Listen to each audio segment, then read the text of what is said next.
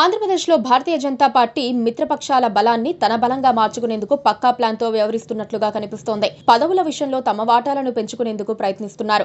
ఈ అంశంపై ఒత్తిడి పెంచేందుకు నిర్ణయించుకున్నారు. తమకు 5% మాత్రమే ఇస్తామంటున్నారని, తమ ఓటు బ్యాంకు అదే అంటున్నారని, కానీ కష్టపడే వారికి పదవులు రావాలని డిమాండ్ చేస్తున్నారు. వారి వ్యూహం ఏంటో చెప్పాల్సిన పని లేదు. స్థానిక సంస్థల ఎన్నికల్లో అత్యధిక భాగం పొందడానికి ప్లాన్ చేస్తున్నారని అనుకోవచ్చు. నామినేటెడ్ పదవుల్లోనూ అవకాశం కోసం ఎదురు చూస్తున్నారని అనుకోవచ్చు. ఏపీలో కూటమిలో ఉన్న 3 పార్టీలు ఓ ఫార్ములా రూపొందించుకుని ఆ క్రమంలో పదవులు పంచుకుంటున్నాయి. స్థానిక ఎన్నికలు రాబోతున్న సమయంలో తమకు ఎక్కువ వాటా కావాలని బీజేపీ రాజకీయం ప్రారంభించింది. 5% అంటున్నారని, పార్టీ కోసం కష్టపడిన నేతలకు అవకాశాలు కల్పించాలని విష్ణుకుమార్ రాజు అంటున్నారు.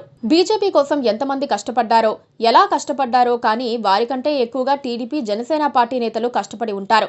వారికి అన్యాయం చేసి బీజేపీకి వాటా పెంచాలని విష్ణుకుమార్ రాజు కోరుతున్నట్లుగా ఉంది. అది ఆయన ఆలోచన మాత్రమే కాదు, పార్టీలో అందరి ఆలోచన అయ్యుంటుందని అంచనా వేస్తున్నారు. గతంలో బీజేపీ ఒంటరిగా స్థానిక సంస్థల్లో పోటీ చేస్తే పట్టుమని 10 పంచాయతీలు గెలుచుకోలేకపోయారు. ఒక్క ఎంపీపీ ఛాన్స్ లేదు. కార్పొరేటర్లు కూడా లేరు. వ్యక్తిగత బలంతో కొన్ని చోట్ల కౌన్సిలర్లు గెలిచారు. అంతెందుకు, స్వయంగా ఆ పార్టీ టాప్ 50 నేతలు ఒక్కరు కూడా సొంతంగా ఏ ఎన్నికలోనూ గెలవలేరు. అంటే ఆ పార్టీకి లీడర్లు ఉన్నారు కానీ క్యాడర్ లేదు. ఇప్పటికే పెద్దలు అడిగారని రాజ్యసభ, ఎమ్మెల్సీ సీట్లు ఇచ్చారు. అడిగితే ఇచ్చేస్తున్నారని బీజేపీ నేతలు ఇప్పుడు లోకల్ పదవులు, స్థానిక ఎన్నికల్లో సీట్లపై దృష్టి పెట్టారు. అయినా ఇప్పుడు కూటమిని అడ్డం పెట్టుకుని ఇతర పార్టీల బలంతో తమ పార్టీ వారికి పదవులు కట్టబెట్టాలని ప్రయత్నిస్తున్నారు.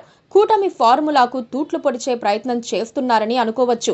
భారతీయ జనతా పార్టీ మిత్రపక్ష పార్టీలను పూర్తి స్థాయిలో మింగేయడానికి ఎలాంటి వ్యూహాలు పాటించాలో అన్నీ పాటిస్తోంది. శివసేన దగ్గర నుంచి ఎన్నో పార్టీలు ఆ అనుభవాలను చూశాయి. ఇప్పుడు టీడీపీ, జనసేనలకు ఆ పరిస్థితి కల్పించేందుకు ప్రయత్నిస్తున్నారు.